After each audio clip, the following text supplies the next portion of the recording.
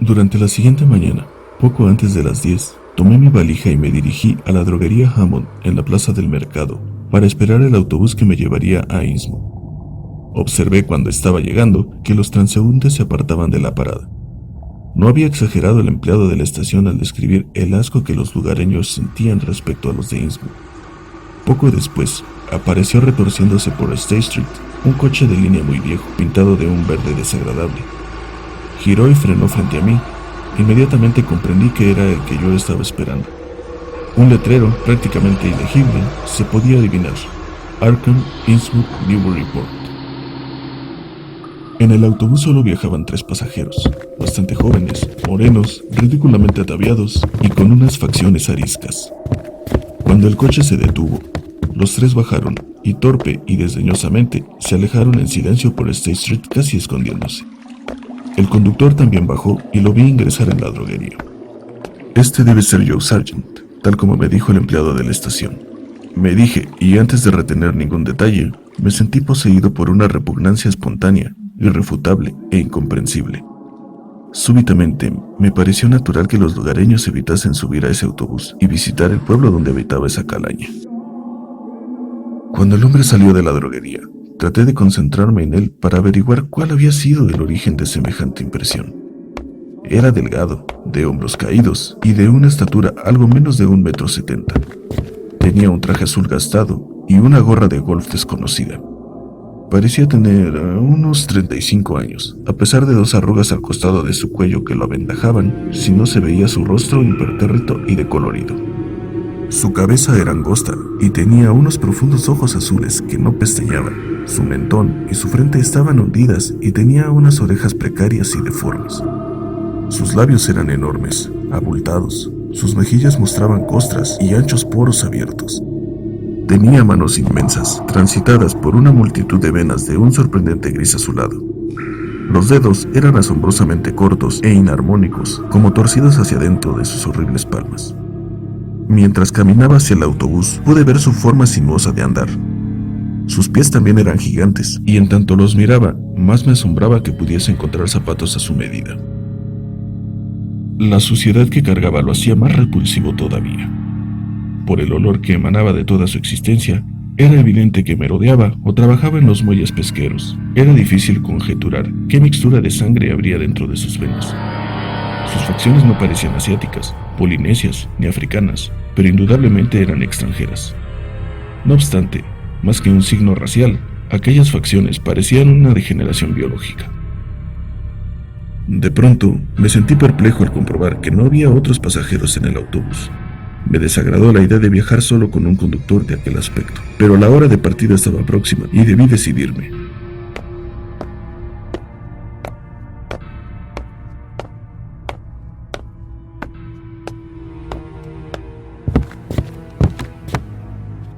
Subí, le di un billete de $1 y le dije sucintamente: Innsmouth. Durante un instante me miró sorprendido, mientras me daba el cambio de 40 centavos, pero no pronunció palabra. Me ubiqué detrás de él, junto a la ventanilla, para poder ver la costa durante el viaje. Finalmente, aquella chatarra arrancó, luego de un largo estremecimiento, y rápidamente se alejó de los antiguos edificios de State Street, sacudiéndose violentamente y largando un humo denso por el caño del escape. Me pareció que la gente que transitaba por las veredas evitaba mirar el autobús, o por lo menos fingía no mirar. Después giramos a la izquierda, por High Street, y el camino fue menos tortuoso. Y después nos fuimos alejando de algunas casas de campo coloniales, más antiguas todavía. Finalmente, luego de cruzar Lower Lee y Parker River, salimos a una zona costera larga y uniforme. Era un día caluroso y solariego. A medida que avanzábamos, la visión de la arena, los juncales, la maleza deteriorada, era cada vez más deprimente. A nuestro costado se extendía el mar azul y la costa arenosa de Plum Island. Luego de apartarnos de la ruta central que iba a Rowley e Ipswich, fuimos por un camino bordeando el litoral. No había viviendas a la vista, y de acuerdo con el estado del firme de la carretera, el tráfico por aquella zona debía ser ínfimo. Los postes negros del teléfono sostenían únicamente 2 cables.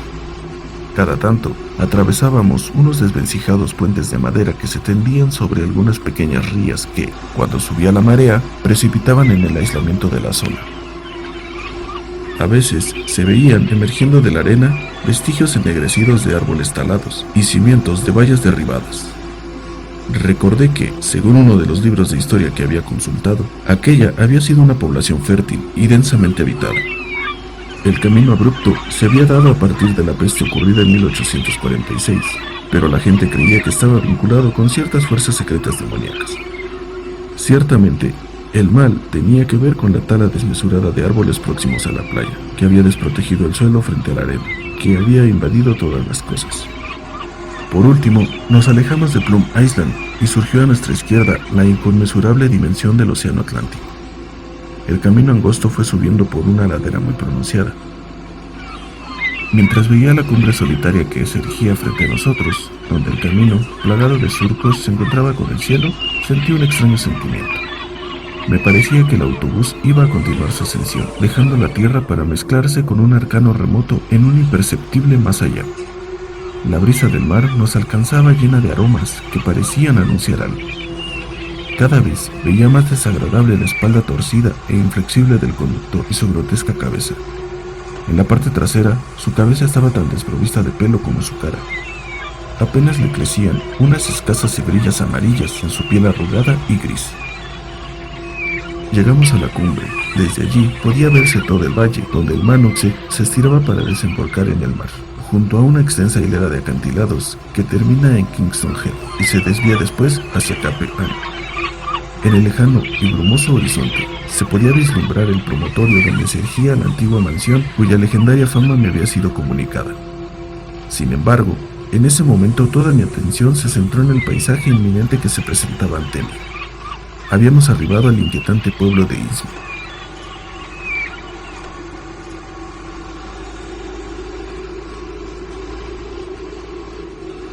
Se trataba de un centro abultado, con casas muy juntas, pero donde no podía leerse ninguna señal de vida. Apenas si podía verse un hilo de humo de todo el entramamiento de chimeneas. 3 campanarios altísimos se destacaban firmes y gafos sobre el azul del mar. El chapitel de uno de ellos se había derrumbado, los 2 restantes ostentaban los oscuros agujeros donde antes había estado los relojes esféricos. Las grandes extensiones de techos inclinados y desvanes puntiagudos presentaban un cuadro patético. Mientras íbamos bajando por la ruta, vi que muchos techos estaban totalmente hundidos. Había unos caserones estilo gregoriano, con techos de 4 aguas, cúpulas y galerías de cristal. La mayoría de ellas estaban alejadas del mar y 1 o 2 se mantenían en buen estado. Entre ellas se veía la raya herrumbrosa del ferrocarril abandonado, manoseado por las hierbas, escoltado por los postes telegráficos, hoy carentes de cables, y los rastros imprecisos de los antiguos caminos de carro que iban a Rowley y a Ipswich. La desolación y la decadencia se evidenciaban aún más en el barrio marino, al lado de los muelles. No obstante, en la región medular del barrio se erguía la torre blanca de un edificio de ladrillo, muy bien conservado que parecía una pequeña fábrica.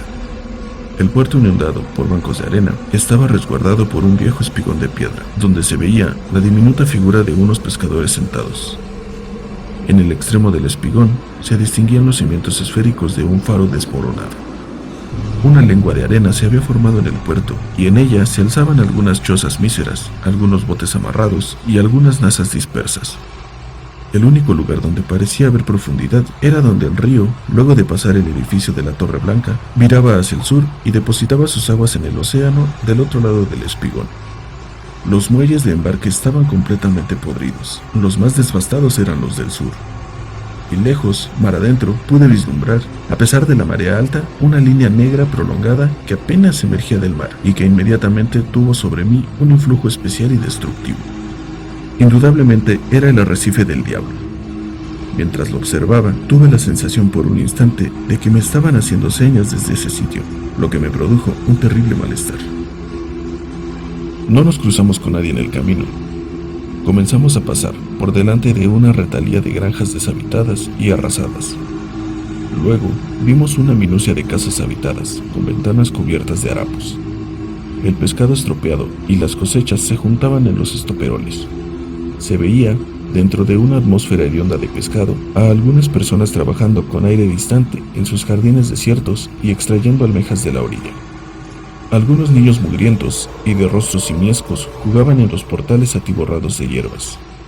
Algo más perturbador que los edificios luctuosos podía verse en esa gente. Casi todos tenían idénticos rasgos faciales y gestos, lo que generaba una repulsión espontánea e ineludible.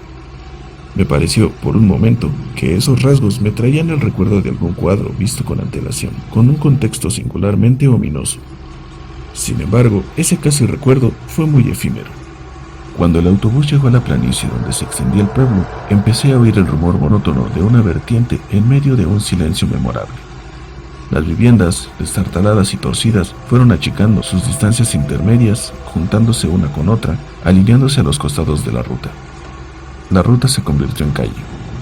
En ciertas zonas podía verse el empedrado de adoquines y vestigios de las veredas de baldosa que habían existido alguna vez. Todas las casas parecían desiertas. De tanto en tanto, entre las paredes maestras se abría el vacío de un edificio destruido. En todos lados prevalecía un hedor asfixiante e intolerable a causa del pescado. Pronto aparecieron cruces y bocacalles. Las calles que salían hacia la izquierda, hacia la costa, no tenían empedrado y estaban atiborradas de basura. Todavía no había visto a nadie en el pueblo, pero finalmente vislumbré ciertos signos vitales: cortinas en ciertas ventanas, un automóvil descascarado estacionado frente al cordón. El empedrado y las veredas se hacían cada vez más consistentes, y a pesar de que casi todas las casas eran bastante antiguas, construcciones demoníacas de madera y ladrillo, parecían estar en buenas condiciones. Extasiado con todo lo que estaba viendo, desestimé el hedor nauseabundo y la sensación desoladora que había sentido en un comienzo.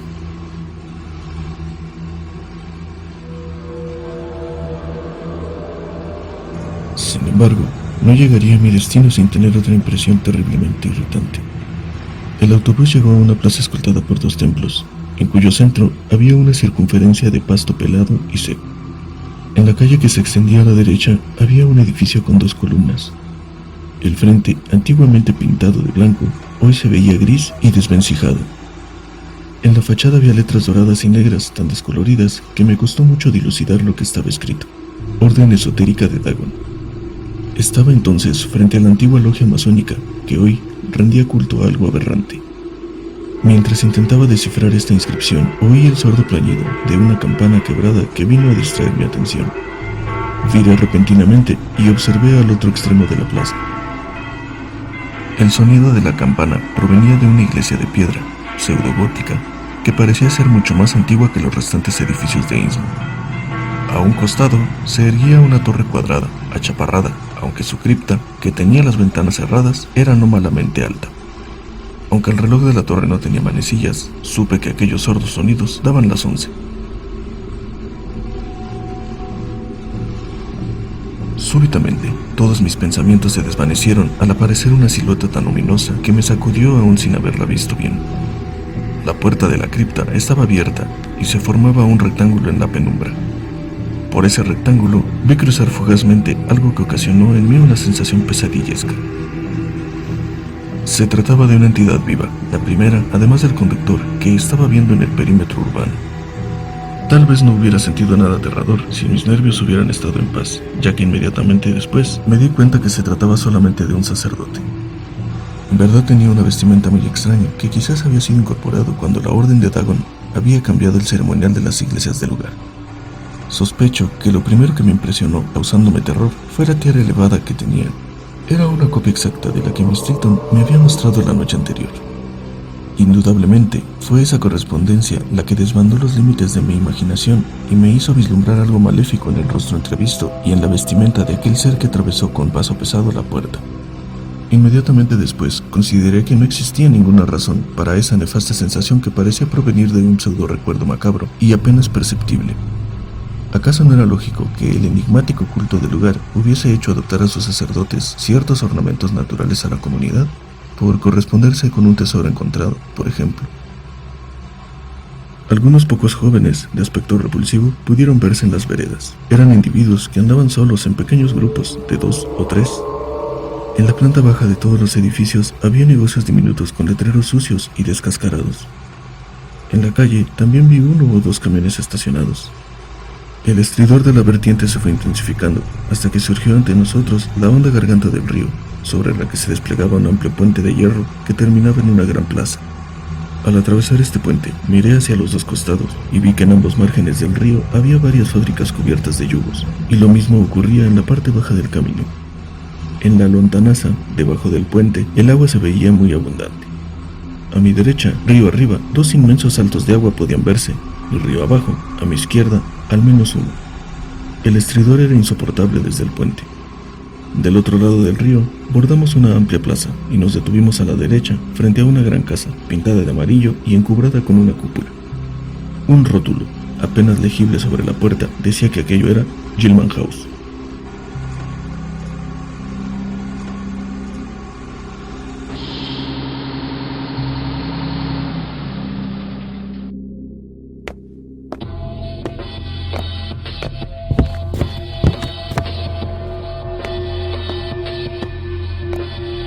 Me sentí dichoso al bajar del autobús. Poco después, entregué mi valija en el luctuoso hall del hotel. Una sola persona estaba a la vista, un hombre anciano que no tenía lo que yo denominaba el caris de Innsmouth. Resolví no hacer preguntas inquisitorias, ya que recordaba los relatos extraños que se contaban sobre este hotel. Luego de esto, salí a dar una vuelta por la plaza. El autobús ya se había marchado. Pasé el tiempo investigando el lugar. De un lado, la plaza daba a un solar atiborrado de piedras, detrás del cual se desplegaba el río. Del otro lado, había un semicírculo de edificios de ladrillo, con techos oblicuos que parecían ser del año 1800. Desde allí, se disparaban varias calles en forma de abanico. A juzgar por los escasos faroles, estas calles tendrían por la noche un alumbramiento exiguo. Me alegró mi idea de marcharme del lugar antes de que anocheciera. La construcción edílica del pueblo se hallaba en condiciones bastante respetables e incluía una docena de comercios corrientes, una sucursal de una importante cadena de comestibles, un restaurante de aspecto melancólico, una farmacia, una pescadería al por mayor y finalmente, en la punta de la plaza, cerca del río, las oficinas de la única industria local, las refinerías March. Por allí podían verse alrededor de 10 personas y 4 o 5 automóviles estacionados junto a la vereda. Sin duda, este era el centro comercial de Innsmouth. Hacia el oeste se veían las intermitencias azules del puerto, donde se dibujaban las ruinas de 3 antiguos campanarios, extremadamente hermosos en su soledad. Del otro lado del río, cerca de la orilla, se destacaba una torre blanca detrás de un edificio que seguramente sería la refinería March. Luego de reflexionar un poco, resolví comenzar mi pesquisa en el negocio de comestibles. Como era una sucursal, era posible que sus empleados no fueran oriundos de Innsmouth, y eso fue lo que ocurrió.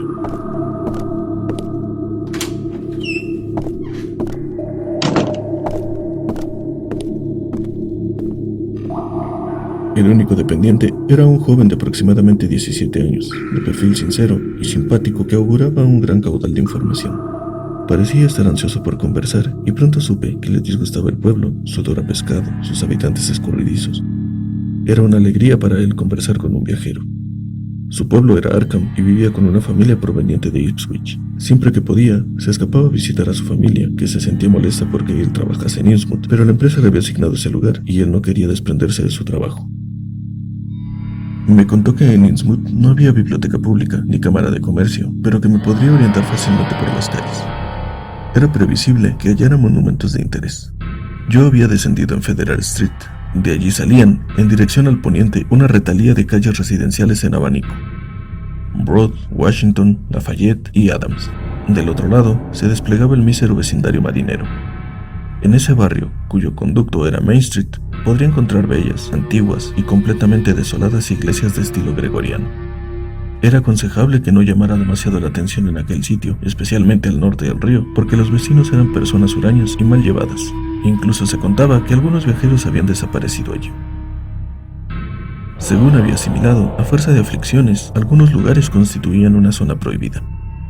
No era conveniente, por ejemplo, merodear por los alrededores de la refinería March, ni por la cercanía de cualquiera de los templos en actividad, ni frente al edificio de la Orden de Dagon, ubicado en New Church Green.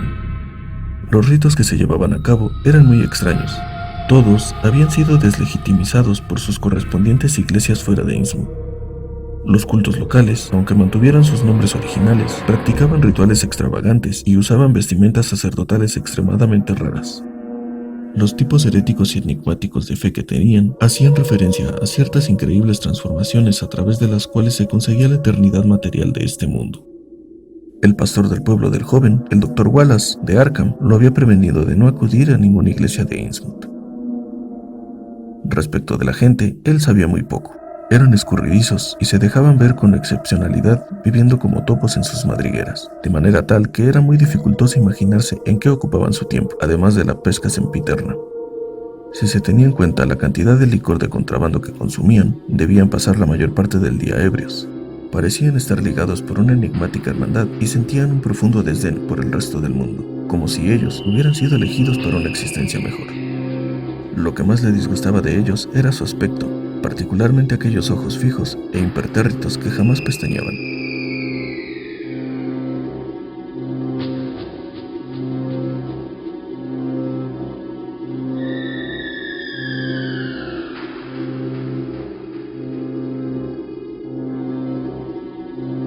También sus voces enroquecidas de tono inhumano. Lo más execrable en esta tierra era oírlos cantar en las iglesias por la noche, particularmente en las grandes celebraciones, las denominadas renacimientos, que ocurrían 2 veces al año, el 30 de abril y el 31 de octubre. Eran muy amantes del agua y siempre se les podía ver nadando en el río y en el puerto. Eran habituales las carreras de natación hasta el arrecife del Diablo, y si uno los observaba, aseguraría que todos estaban en condiciones físicas de poder participar en esta rigurosa competencia deportiva. Si reflexionaba, caía en la cuenta de que las únicas personas que se dejaban ver eran jóvenes. Pero incluso entre ellos, a los mayores se les notaban ciertos rasgos de decadencia. Era difícil hallar adultos sin vestigio de deformación biológica, como el empleado del hotel, y era un enigma lo que sucedía con los ancianos. ¿Acaso lo que yo había llamado el caris de Innsmouth sería una extraña patología que iba rondando su organismo a medida que pasaban los años? Ciertamente, únicamente una grave patología tendría la capacidad de producir semejantes transformaciones tan profundas que modificaban incluso la conformación del cráneo. Siendo así, no sería tan asombroso, puesto que se trataría de una enfermedad. De cualquier forma, el joven dejó ver que era difícil extraer conclusiones certeras sobre el caso, ya que nunca se conseguía conocer personalmente a los ancianos lugareños, aunque se estuviese mucho tiempo allí. Afirmó que existían personas más disgustantes que las que podían verse en la calle, pero que las enclaustraban en determinados sitios. Se decían cosas verdaderamente raras. Decían que las casas porteñas tenían pasadizos subterráneos para comunicarse entre sí y que todo el vecindario era un legítimo criadero de monstruos. Era indiscernible el tipo de sangre que corría en sus venas, si es que tenían alguna. Si llegaba al pueblo, algún embajador del gobierno o un personaje célebre ocultaban a los tipos más desagradables. Agregó que no tenía sentido preguntarles algo acerca del lugar. El único que podría hablar era un anciano que vivía en un geriátrico a las afueras del pueblo y que habitualmente paseaba por las calles cercanas a la estación de bomberos. Este personaje adorable, llamado Zadok Allen, tenía 96 años, estaba algo perturbado mentalmente y era el borracho más célebre del pueblo. Era un ser furtivo y extravagante que siempre miraba de costado temiendo algo indefinible. Si estaba tranquilo, no se le podía sacar una sola palabra. No obstante, podía rehusar cualquier tipo de invitación, y ya ebrio, relataba sus historias más sorprendentes del mundo. De cualquier forma, de él solo podía conseguir algunos datos de utilidad, puesto que únicamente decía locuras, historias inverosímiles y horrores impensables, todo acorde con una mente perturbada. Aunque nadie le creía, a la gente de Innsmouth le desagradaba verlo beber y conversar con los forasteros. No era conveniente ser visto haciéndole preguntas. Quizá los chismes absurdos que circulaban habían sido inventados por él. Era cierto que algunos pobladores de Innsmouth, oriundos de estos lugares, decían haber visto situaciones ominosas, pero los relatos luctuosos del viejo Zadok, junto con los rasgos anómalos de los habitantes, bastaban para dar origen a todo tipo de creencias y fantasías. Ninguno de los que vivían allí y pertenecían a otros pueblos osaban salir de noche. Se les advertía que era riesgoso. Por otro lado, las calles estaban siempre en la misma honda oscuridad. Respecto del comercio, era notable la hiperabundancia del pescado, aunque paulatinamente las ganancias decrecían en Innsmouth. Los precios bajaban todo el tiempo y la competencia siempre aumentaba.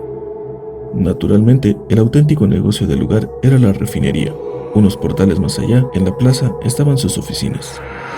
Al viejo March nunca se le veía. Su automóvil pasaba a veces con las cortinas cerradas. Había toda una retahíla de rumores acerca de las mutaciones que había sufrido el viejo March. En su juventud había sido muy pulcro y se contaba que siempre andaba vestido con una levita muy elegante de los tiempos del rey Eduardo, aunque había sido adaptada a algunas de sus deformidades.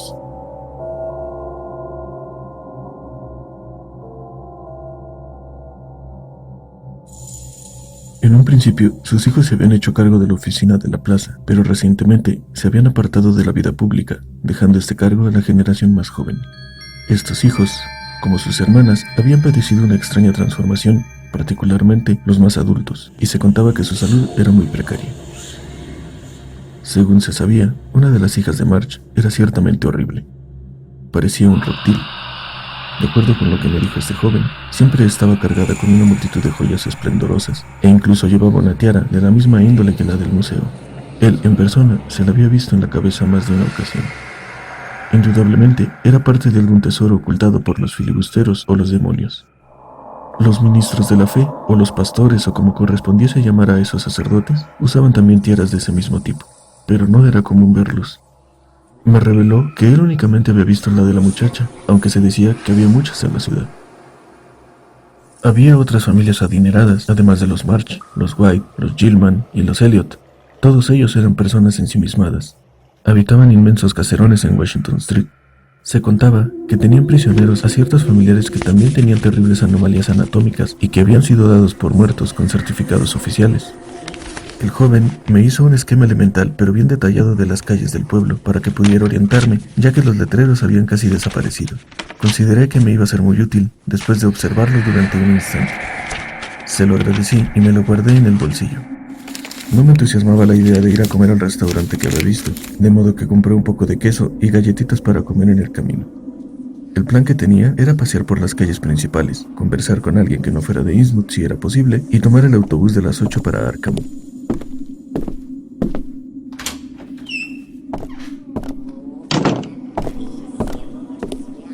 A simple vista, se notaba que el pueblo era un caso extremo de decadencia colectiva. Pero como yo no soy sociólogo, me limité a hacer observaciones respecto a la arquitectura.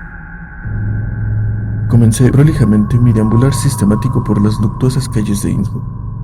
Después de cruzar el puente, fui hacia el ruido de las vertientes que estaban río abajo. Pasé por la refinería March, de la que no salía el más mínimo ruido, ni era perceptible ninguna actividad. El edificio se encontraba junto al río, cercano al puente y a una convergencia de calles que debió conformar el centro comercial original de la ciudad, luego reemplazado por la actual Plaza Mayor. Volví a atravesar la garganta por el puente de Main Street y llegué a una zona extremadamente desértica. Montículos de pedregullos y tejados deshechos conformaban una estela desdentada y maravillosa contra el cielo. Arriba se destacaba, acéfalo y cruel, el campanario de una vieja iglesia. Aunque sobre Main Street parecía haber ciertas casas habitadas, sus ventanas y puertas estaban cerradas con tablones clavados. Camino abajo, algunos edificios descascarados y desolados mostraban sus ventanales como negros abismos a las calles de empedrado. Algunos de estos edificios se torcían rigurosamente por las depresiones del suelo. Un silencio majestuoso imperaba. Tuve que revestirme con una armadura de valentía para atravesar el sitio y así llegar al puerto.